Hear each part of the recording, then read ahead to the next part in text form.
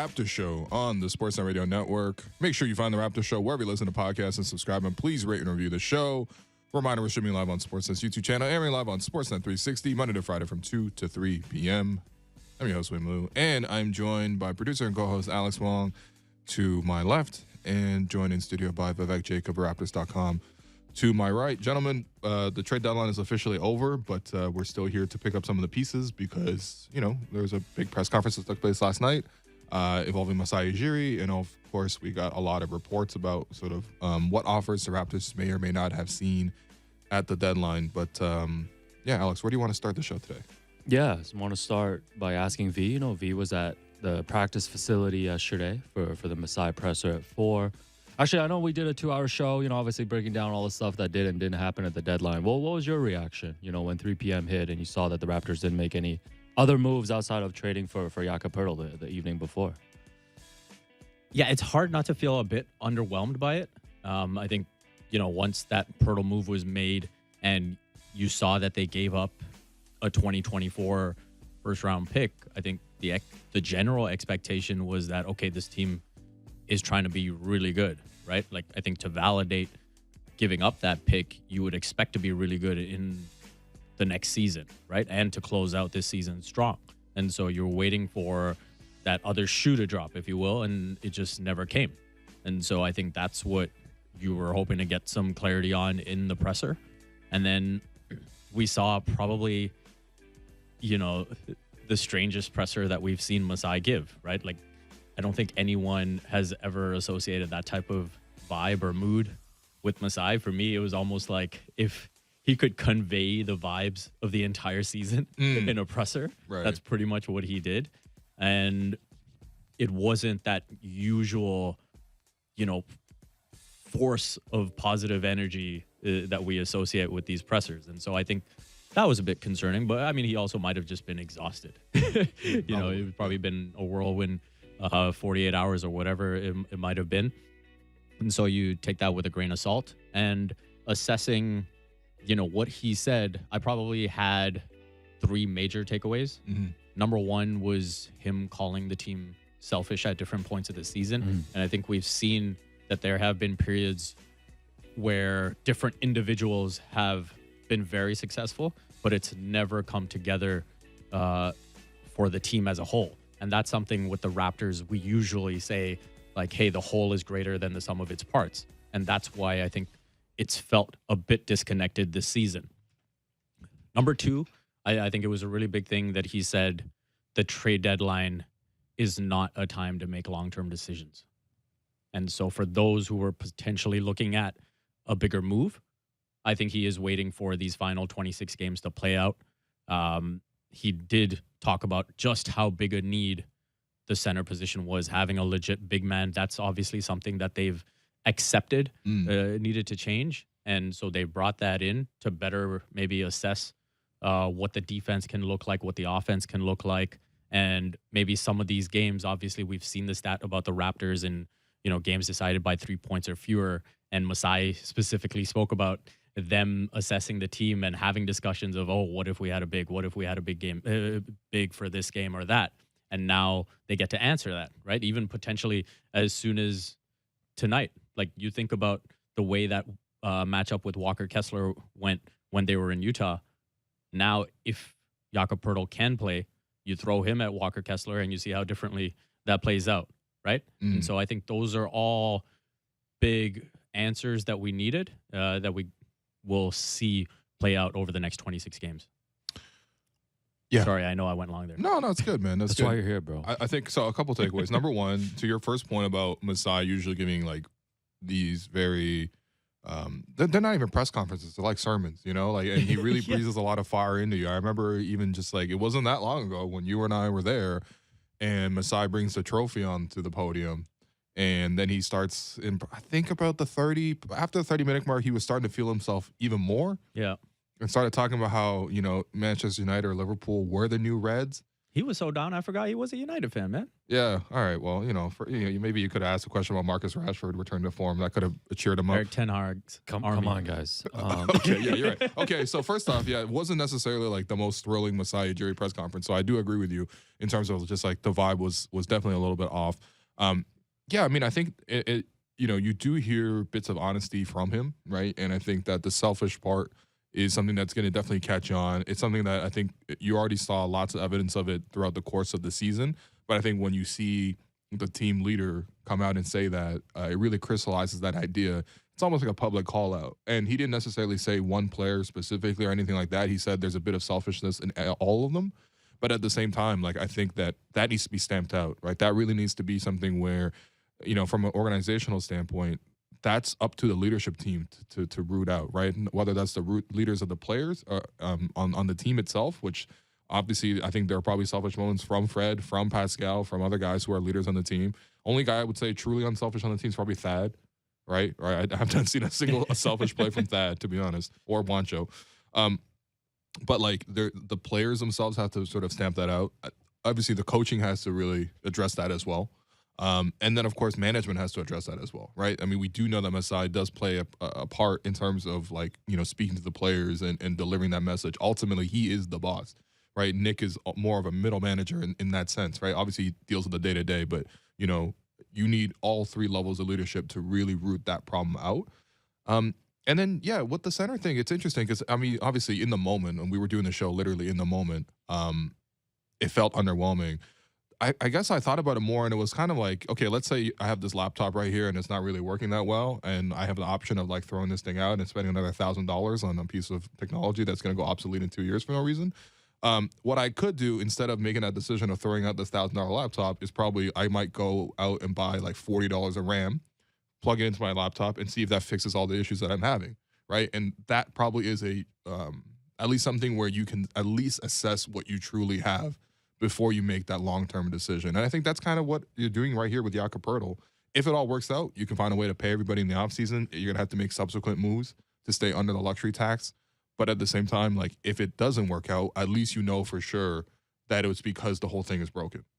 So I don't know. I mean, the day after, I'm like, all right. I mean, I get where they were coming from. It's still not necessarily what anyone's expecting, but I think the disappointment is partially a function of our heightened expectations, not just like the specific play on the court. Yeah, I think the disappointment just comes from, I think a lot of people going in was expecting just a more definitive statement on how the front office feels about this roster, right? And I think they did, make a statement by adding Jakob, like you said, and then kind of wanting to use these last 26 games. And Masai was repeatedly saying that he wants to reevaluate, he wants to give it till the end of the season, right?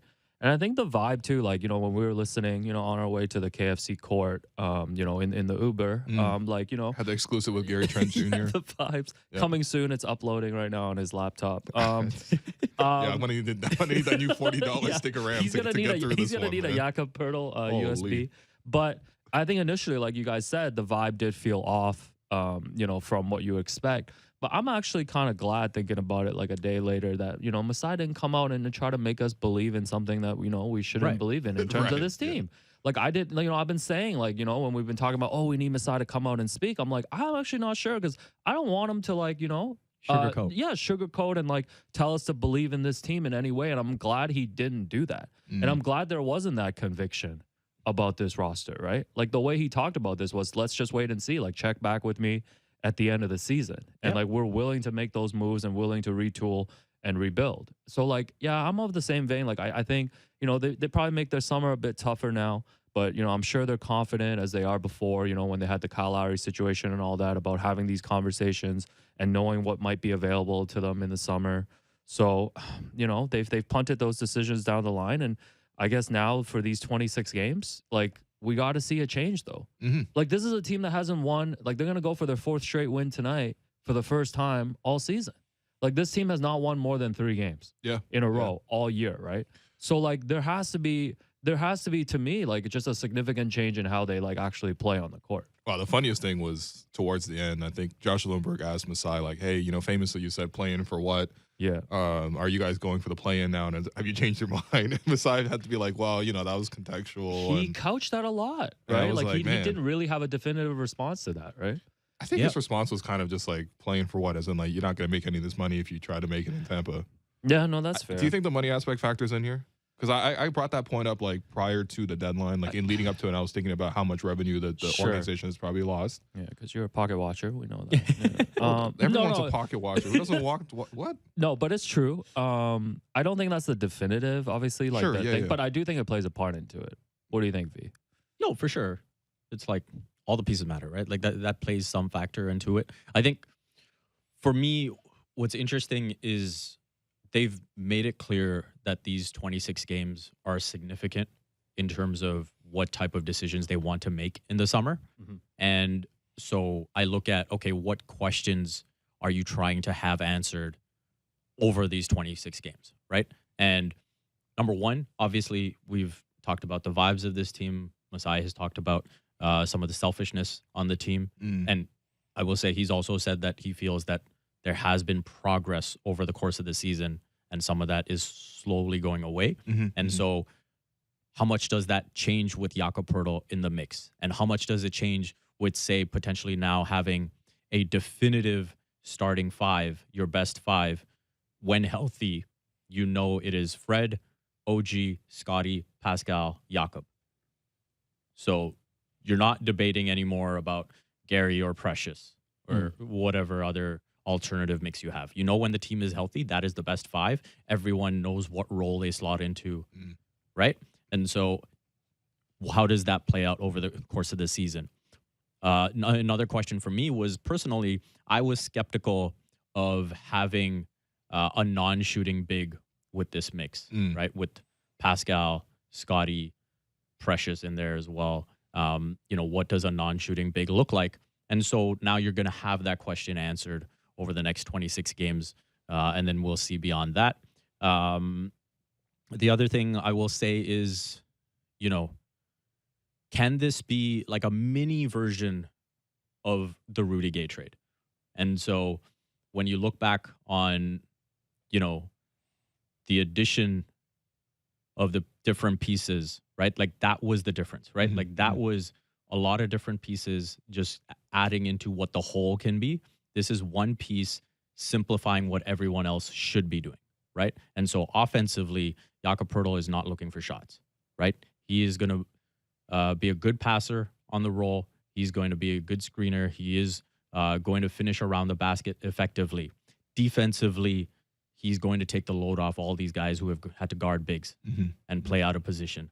He is going to be able to negate some of the mistakes that are made. He is going to be able to help better on some of those blow-bys, right? How much pressure does that alleviate? And so those are the things that I'm looking for in the next 26 games. Yeah, no doubt. I mean, look, there was a clear need in terms of adding a center to this group, right? I mean, I think the frustration for me really boiled over when it was like the Raptors played host to Memphis in Toronto here. And towards the end of the game, you had Steven Adams like just shoving the Raptors small forwards around because that's all the Raptors had to play at center at that time. Even Precious wasn't healthy at that point. So, of course, you definitely needed some size in the middle. I think it'd be curious to see, as you're mentioning, how Nick Nurse is going to adapt to it tactically, because we haven't seen Nick have a true center in the middle, especially one that's pretty good at defense since obviously 2020 when he had both Serge and Mark. And so, if we're going to get back to that level of defense, because that was an elite defense right back then. Of course, we're not saying that, Jakob Poeltl, as good in defense as he is, it's not as good as a Marc Gasol or maybe even a Serge Ibaka, although I think he's definitely more mobile than Serge was at that point. My thinking is, though, can you adapt your defense now where you're able to be much closer to what you should be on paper? When you bump everyone back into the regular positions, are you still going to be applying as much pressure on the perimeter? Or are you going to be applying even more pressure on the perimeter because of the fact that you have a shot blocker back there? It's going to be curious to see. And I think that, look, on in terms of as a general point, I'm happy we can just come back to focus on just the team play itself, right? Because I'm really curious in terms of how the basketball fit is. And look, listen, there is a scenario where this works out. I think the disappointing part is probably for a lot of people just looking at this is like the Raptors were in this losing position. And not only are they adding a piece to sort of get them out of that losing position, but, for a lot of them, they're thinking about if we took a step back for a year, that was a decision that they could have made. Instead, they walked away from it. And so I understand the frustration from that point. But listen, all that stuff we're past that point now. Like we really can't cry about it. And they've chosen the decision. They really want to see if this group has like essentially one more kick left in them.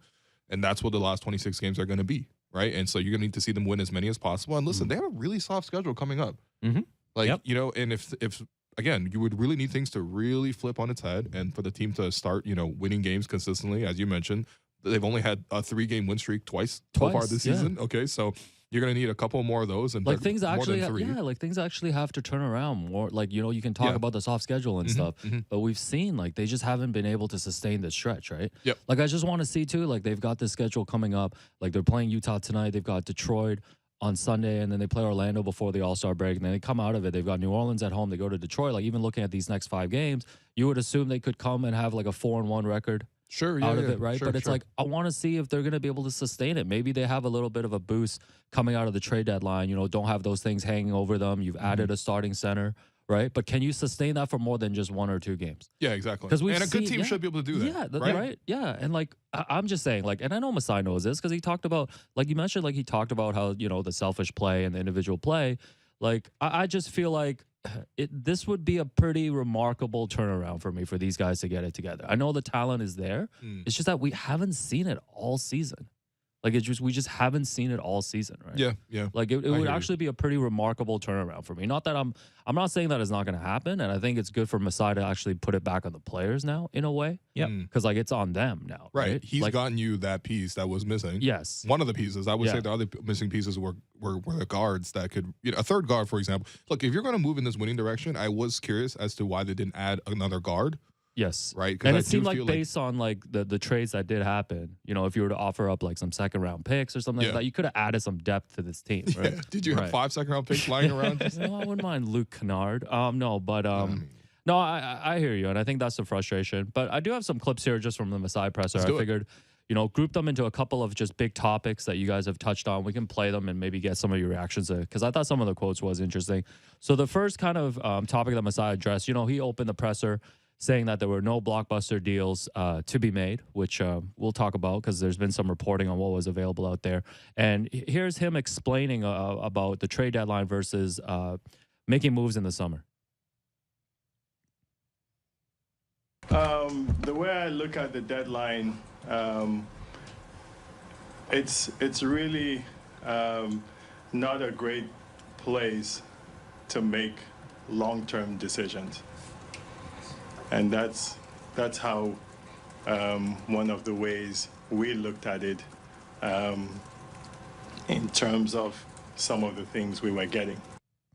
Yeah, so we've heard from the reporting, you know, from Zach Lowe was saying that, you know, the Grizzlies and Pacers both offered 3 first-round picks for OG Anunoby, and the Raptors wanted, you know, at least a young player in return. And, you know, Michael Grange of Sportsnet reported that, you know, Milwaukee engaged in some discussions for Fred and were offering Grayson Allen and a first-round pick. And the Clippers never did make Terrence Mann available. You know, talks were around Luke Kennard, Brandon Boston Jr. So Masai saying that wasn't a blockbuster trade out there. You know, there were some offers out there. Like, what do you make of those offers that were on the table? Especially the ones for OG, I would say. Yeah, I mean, the OG one is more interesting than the Fred ones. The Fred ones are all definitive no's. Like, first off, like, why would you go out of your way to help the Milwaukee Bucks, who, if you are hoping to be competitive in the future, you will probably have to face the Milwaukee Bucks? Why would you go out of your way to help the Los Angeles Clippers of all teams, especially with an offer of, like, what exactly? Right? I'm not going to help the Clippers almost on anything if I'm the Raptors in that position based on the history between those two franchises. I mean, especially not helping them for Brandon Boston Jr. So I think for me, that one made sense to me, right? And I think that, again, if you are looking into the future, and again, they have – this is one of the deadlines. Remember we talked about 2 deadlines? Yeah. The other deadline is can they sign and trade some of these guys in the offseason, right? And that's where you think about – when the Kyle Lowry situation happened, we were all anticipating that Kyle was going to move on. That time, the Raptors were clear-cut sellers, right? They were trying to get out of there, right? They were not able to move off of Kyle at the trade deadline itself, but they were able to work out a sign and trade. I think what that really requires is like a level of trust between both the organization and the player, the trust from the player that you'll get them to the organization that they want to go to, and that you won't hold it up over some, like, you won't haggle too much, right? And look, the Raptors at that time, when the Kyle Lowry sign and trade happened, it wasn't like a blow your socks off kind of deal at that point either. It wasn't a blockbuster. It was Precious Achiuwa, who at that point hadn't shown too much as a rookie in a very limited role, and then Goran Dragic, who literally didn't want to be here, right? And, of course, that deal looks better and better now because of the fact that Precious has been able to grow and blossom. But I do think that, yeah, some of those offers there, especially for Fred, I mean, you could probably sign and trade them to those exact same teams and get those exact same players back or equivalent value to those. So especially if you've gotten Jakob here to sort of see what you have, I mean, you won't make another big disruption like that, especially for very little upside. That's my takeaway. But what do you think? What do you think about the fact that they didn't really take the offers for the picks though for OG? I think it tells me that they wanted to maintain winning right now as well. Right? Okay, I think based on the reporting, it suggests that they wanted a ready-made contributor to the rotation right now, along with picks to restock the cabinet. And so I think not being able to get that player, they said, you know what, we'd rather just have OG and, you know, assess these 26 games, see what's what. And I think if you think about it big picture, how they seem to view their path to another title or at least contention, it's slowly tweaking. And, you know, you just go back to last season when the Warriors were playing the Celtics in the finals. Like, we specifically did an episode where we went through the players and we're like, hey, continuity is the key, right? Yep. And specifically in the case of the Celtics, right? How long did they stay committed and just tweak? And, you know, think about the point guards that came through, whether it be Terry Rozier, Isaiah Thomas, Kyrie, right? And they were just Kemba, like slowly just trying to figure it out, right? It's easy to look at the Celtics now and say, oh, wow, this is amazing. But it took time to get there, right? Even with someone like Jaylen Brown, who at a certain point, it's like, why didn't you use him in a trade for PG, for Kawhi, for Anthony Davis? And now they're here, right? Yeah. And so I think Masai, when he emphasized patience, I think it's clear that he believes in this group and he feels that it's more about making minor tweaks. Some of the selfishness that he talked about, it's more about understanding that they are mostly a young, maybe a bit immature group that will get through it with time and understand these things better. And so it's some of it is a case of just letting them grow. Yeah. I mean, again, like none of those trade offers that we've heard, at least in the 24 hours since the trade deadline here, sound all that appealing. I'm not going to lie to you. It wasn't like, damn, we could have gotten him. Right. You know, like none of those were, for me at least, I haven't heard any names that really stand out for me. I mean, the picks, even in those cases, right, I think that, you know, the 3 from Indiana would have been interesting, right? But at the same time, like, it was like one of those picks would have been Indiana's picks. And the other 2 were going to be like a Cleveland pick and I think a Boston pick. Like, clearly those are teams that are going to be very firmly in the playoff picture starting as soon as like next season and beyond, especially considering the ages of the cores that they have in Boston and in Cleveland. So those are picks that are going to be in the, I would say like low 20s at best, but probably mid 20s. So, like, I get it. Like, if the Raptors weren't willing essentially to move OG at the draft this past year for the 7th pick, why would you trade him for the 26th and then like the 27th pick, in addition to like a Pacers pick? And the Pacers are decent in the future. You don't know what the protections are going to be, but probably not going to be in the lottery either.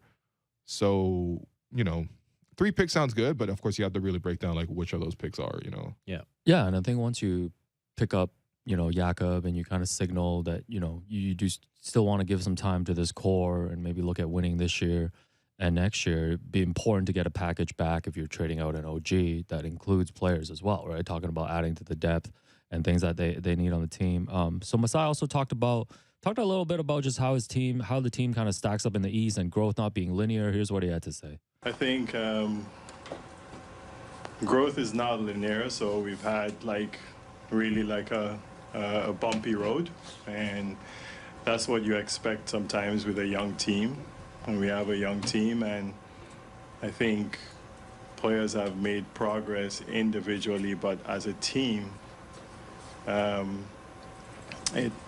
it's been up and down, and we had a really rough stretch, but I believe in these guys. We believe in them, and we think growth sometimes takes a while. I think there's a level of impatience now with how we think about things and do things. And hopefully we can have a little bit of patience, but everything that we could have done today, maybe we can do in the summer. Yeah, you know, V, like, I know you were there listening to the presser, and later on, Masai also said that, you know, success, they might have had too much success, like last season, like referring to the 48 win season. Just what do you make of him, you know, obviously taking that kind of bigger picture view on, oh, the team took a step back this season, but like growth is not linear and that we have to be patient with this? Yeah, I think it's just the reality of the situation, right? And sometimes I do wonder if you would have had this season last year, I don't think anyone bats an eye, right? I think then you kind of very easily make excuses of like, oh, this is a rebuild year. You know, you're just getting acclimated to everyone. Like Scotty's being worked in, that all of that, and you're fine with it, right? It's because of that final stretch last season, the success that you saw, that it's like, okay, what's gone wrong this season? And I think he's already touched on why some of that has been the case, and it's about working through that. And you know, as far as admitting to some of the mistakes, him talking about, you know, maybe I could have helped this team sooner, maybe I could have brought in a big sooner.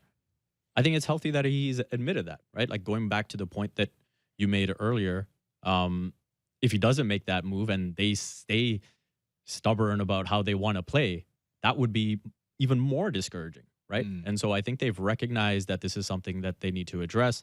Masai also, you know, when friend of the show, Oren, asked the question about three-point shooting, he accepted that, hey, you have to be a top-tier three-point shooting team as well. And it's like, whether that's addressed with development or externally, that's something that they need to do. So we have answers to these things in terms of maybe how the vision has tweaked. And so I think moving forward, they'll take the lessons and be better because of it. It is funny to me when he was like, maybe they had too much success too soon. I'm like, too much success? 48 wins is too much success? You can't handle 48 wins? For what the expectations were last season. I don't care, man. 48 wins can't get to your head. I think for what the expectations were last season, I think he's talking about, and I don't even think it's in terms of, you know, thinking that they were just not needing anything, right? Yeah. I think it's them just thinking that they had enough internally to improve on certain things and then go to another level. No, I agree with you. They weren't expecting to step back in some of the areas that they have taken a step back in. For example, the defense. That is not something anyone expected to drop off. No. And exactly. And this is why the disappointment is where it is at the point of the season, is because of the fact that not just are they failing last year's pace, but we were expected to take a step forward from last year's pace. My thing is whole, like, maybe it's the young guys, maybe it's not the young guys, who knows? But the point is just like the 48 wins is like just nothing to be gassed up about. It really isn't. Like the three of us all sitting here because of immigrant parenting. And if we came home bragging about this B+ that we got on the test, man, oh my goodness.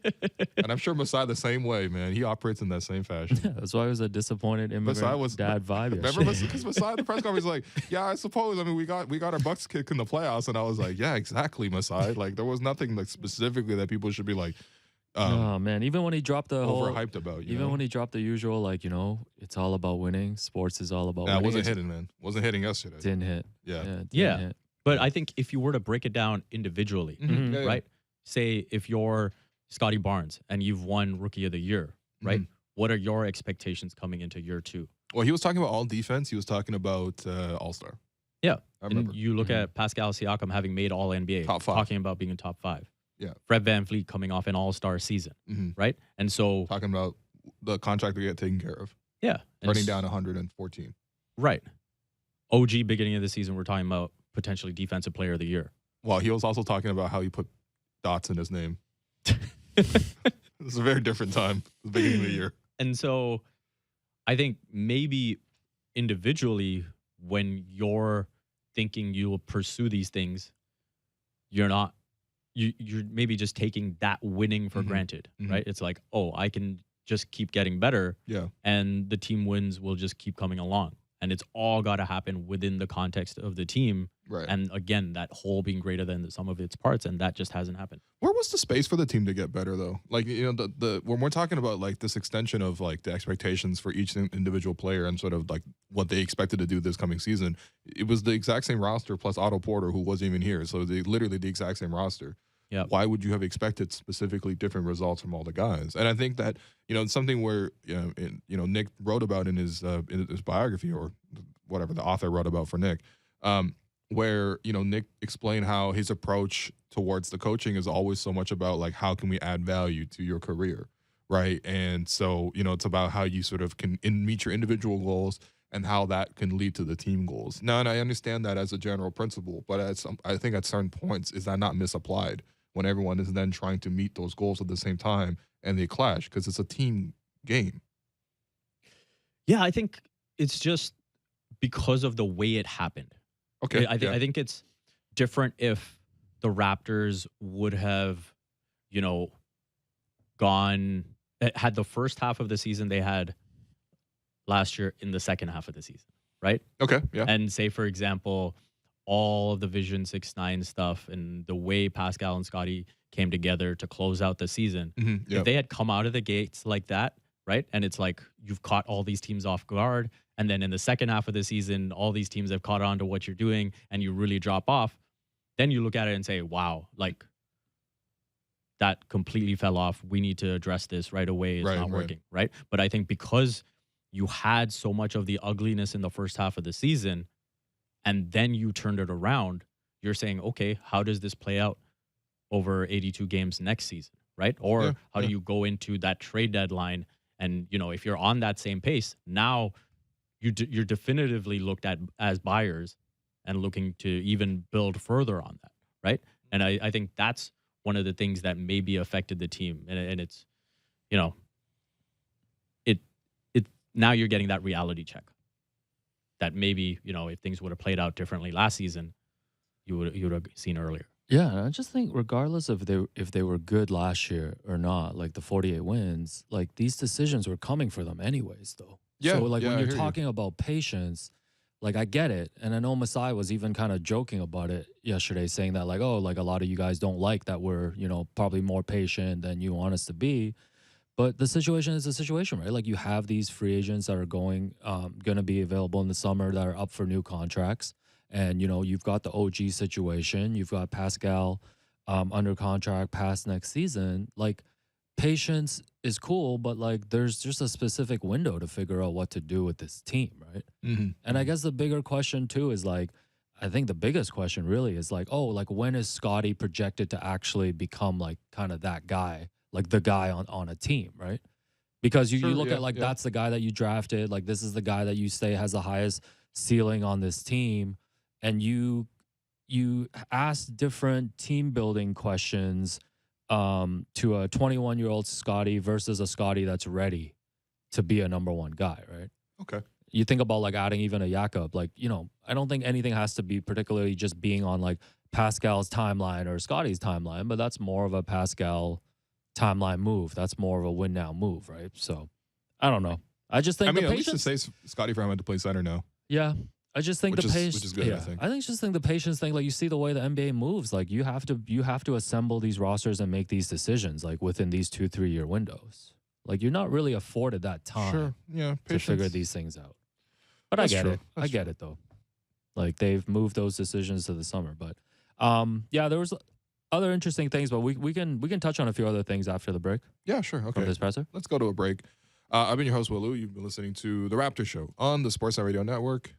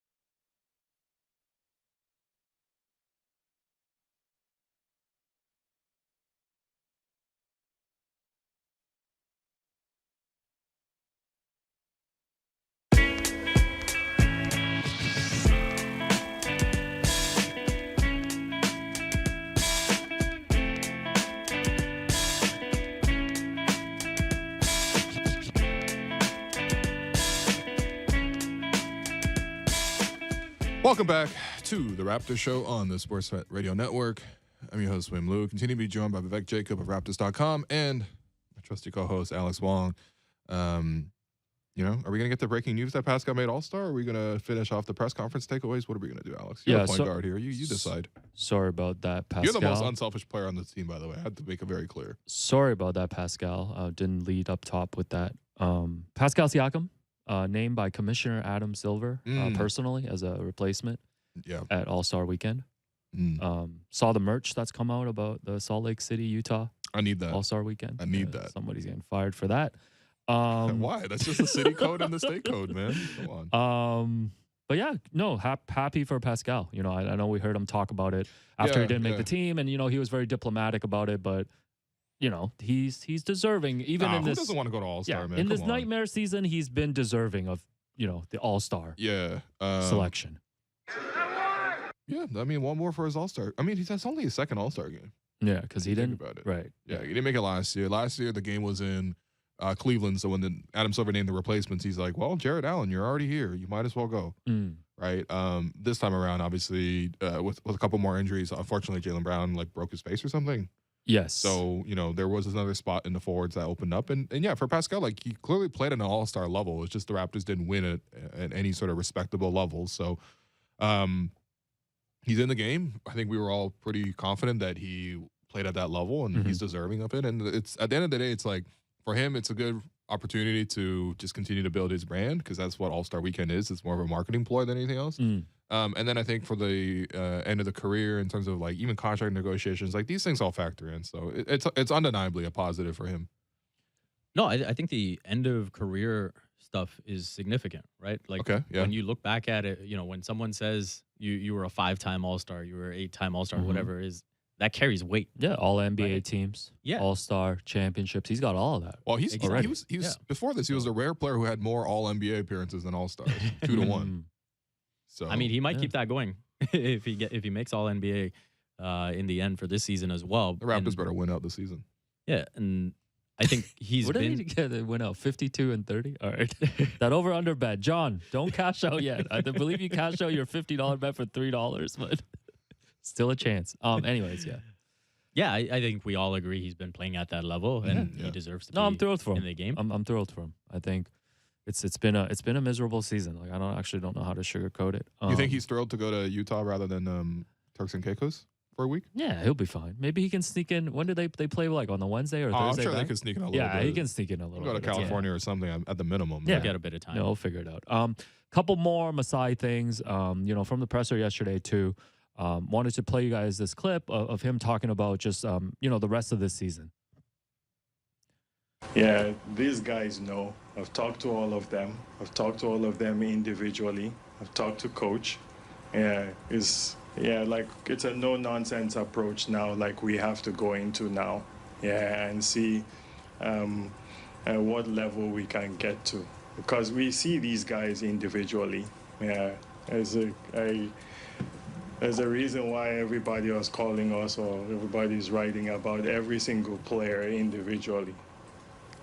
Then maybe I need to look at myself and say, okay, what the hell are you doing?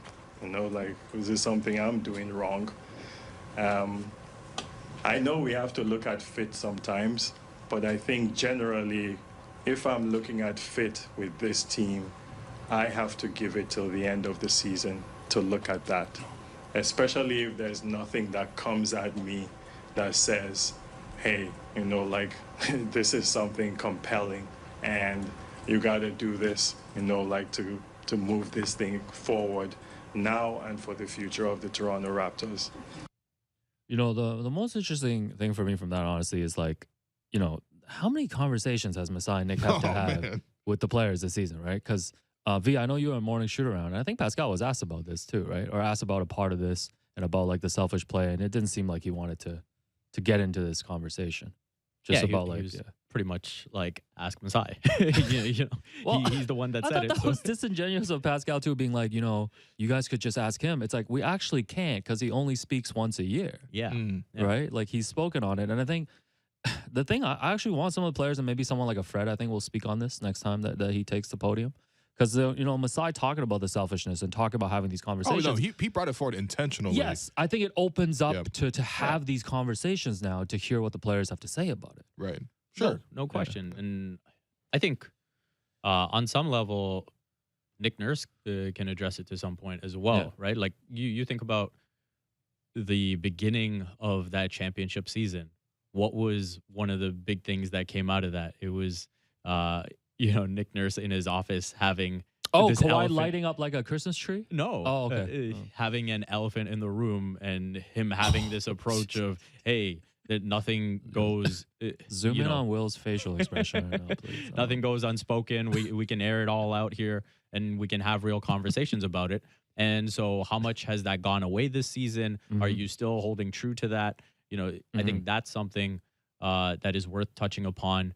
And, maybe it's something that is much easier to do when you have a veteran group. Mm-hmm. And, all of those things play into the comments that we heard, the play that we've seen, Mm-hmm. and maybe now the fact that these players have nowhere to hide. As you said, Masai has kind of put the onus on the players now, where you could say, okay, none of the weaknesses have been addressed to this point. And, you can still maybe argue, okay, the three-point shooting hasn't really been addressed. The guard depth hasn't really been addressed. But you do have a big man now. And so with Nick Nurse, how much does that change the flexibility of the defense and having different options there? Offensively, what's going to change? And so being able to ask these questions, we'll see what the answers are after these 26 games. And then like Masai said, if there's a decision to be made for the long term, the offseason is when you make it. Yeah, I think the biggest thing, the most skepticism I have about like him betting on this and like seeing if they can turn it around and like have this run in 26, it's just like you can talk about the on-court stuff. You can talk about what Jakob brings to the table and, what the kind of trickle-down effect is for the rest of the roster. But it just seems like fundamentally this team just hasn't been together. Yeah. And like I don't know if adding Jakob and kind of the trade deadline passing by is enough for those things to turn around. It's just like every time you hear about these meetings and things like that, like it just seems like there's more. What can you really say though? Like at the end of the day, No, I like get it doesn't feel like a talent issue specifically. Yeah. It felt more like, just how do you get the best out of the players? And I think that's where they have to continue to try to find ways to sort of workshop that, whether that's Masai talking to them or whoever talking to them. Yeah, I mean, it is. I don't know. Do you think it's? We don't have that much time for this, but do you think it's a little bit humbling for some of the players to be hearing about like, oh, that's all they offered for me? Like if you're Fred VanVleet and you made All-Star last year, you've turned it around the last like 2 months here. You're averaging numbers exactly the same as last year. You turned down 114 million. You turned down 114 million. You've just won. You won a championship in your career and all that other stuff. And you hear your name linked to Brandon Boston and Luke Kennard. Like that's got to be a little humbling, right? Yeah, especially if you see the other packages. I mean, I'm sure like like being expiring is part of it, but I mean at the same time, I don't know. Is that not a little humbling? Yeah, I think so. Same thing for OG as well, by the way. Yeah, and also I think the teams wanted them. They could have had them. They just straight up didn't offer anything that was like, as Masai would say, not a blockbuster. No, Masai made clear what his price was. And even when you look at the Clippers situation, the reporting is that they wanted, Terrence Mann and a pick. I don't think that's an unreasonable ask. And so the fact that a team wasn't willing to do that, obviously you put that on that front office, and if you're Fred, you also look at that and say, wow. Like, I mean, part of it, I think, like you said, is because of his contract expiring. But come on, man. Like Grayson Allen and a first. Like, you know what I mean? Like, these don't even seem like there's like serious offers if you're looking to acquire. Right. But I mean, if that's also the case, then maybe the market for the players in the offseason when you're talking about free agency isn't that high. Maybe it won't be as expensive as you thought. No, that's fair. I mean, like, for example, like there's like, okay, we know Orlando could potentially be interested, right? Yeah. Why would Orlando pay $130 million if the offers out there are going to be Brandon Boston and whatever? Right. Yeah. So Sorry, Brandon Boston Jr. By the way, I didn't necessarily mean to make this a slander pod, but you know what I mean? Like, no, I think that's fair. But it only takes one or two teams, right? Yeah. So like if Orlando would be in the mix, I mean, Houston potentially. I mean, Phoenix's situation has changed.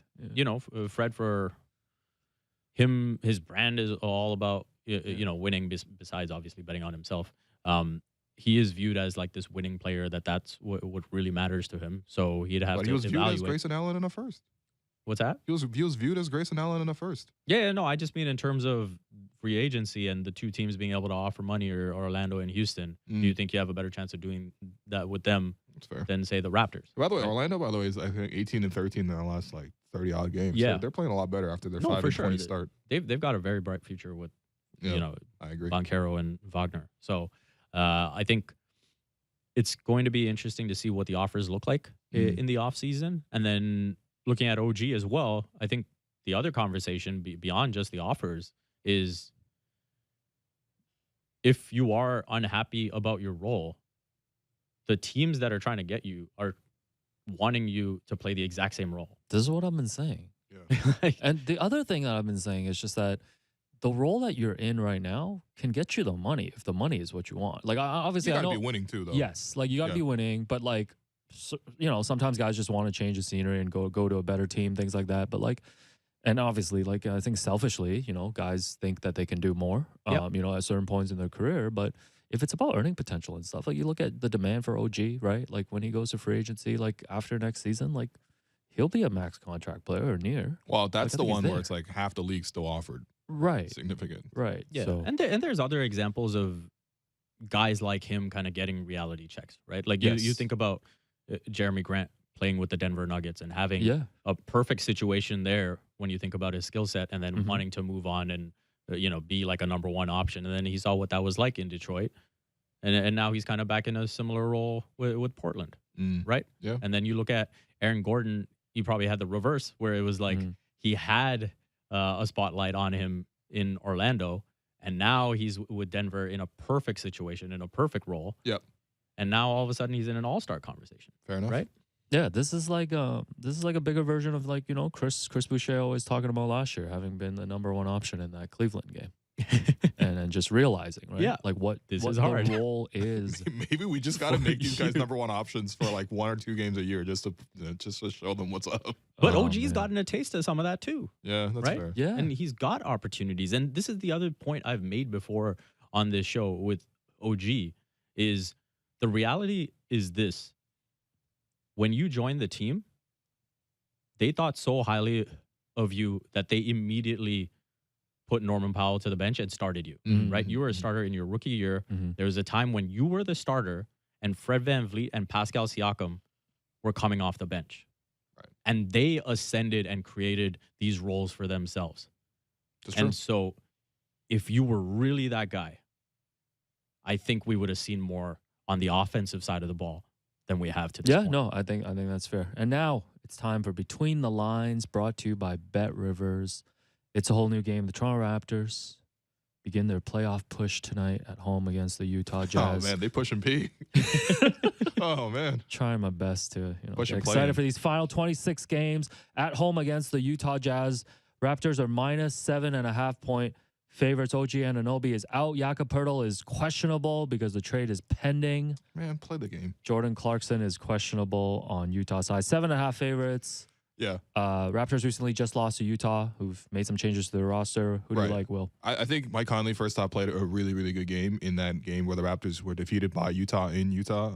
And so I think that obviously him not being there and him moving on is a big factor in this matchup. Obviously, Utah surprisingly still has a decent amount of depth. I mean, you're looking at depth chart here is not bad. I wouldn't necessarily give the Raptors 7.5 points, but I do feel like the Raptors, especially with an increased focus on sort of where they are playing at home now instead of playing in Utah, which definitely has a very distinct home court advantage. And also, if they don't miss, 10 layups in a row in the first quarter this time, I think the Raptors could do it, but I don't know if I'd give them this many points. That's all. Okay. So cautiously, so you're not picking the Raptors. No, I'm picking, I guess, the Jazz. The Raptors to win, but the Jazz to cover. Yes. Is what you're saying. Yeah. Can you bet that? Yeah, we can consult with JR tonight Okay, when he all right. puts in his parlay. Oh, no, I meant like physically. Can you actually, or like just like practically? I don't bet. Yeah, you don't bet. Give me your credit, please. Lost it all to the Bengals. Yeah, I'll go with the Raptors. Raptors All right. post trade deadline. Plus, I'm gonna. The Jakob Poeltl effect. Yeah, I got them going 20-6 to wrap up the season. For a little neat little 46-36. I wouldn't hate Yeah. that. I wouldn't hate that at all. I'm trying to get myself excited for these last 26 games. Let's get started tonight. All right, well, that was Between the Lines brought to you by Bet Rivers. It's a whole new game, and that does it for us today. I've been your host, Will Lou, and you've been listening to The Raptors Show on the Sportsnet Radio Network. Make sure you find The Raptors Show wherever you listen to podcasts and subscribe, and please rate and review the show. Thanks once again to Vivek Jacob, our producer and co-host Alex Wong, our board producer Derek Brandale, and Jennifer Rolnick for helping in the YouTube stream, and we'll be back to talk Raptors basketball and Jakob Poeltl next week. Stay tuned.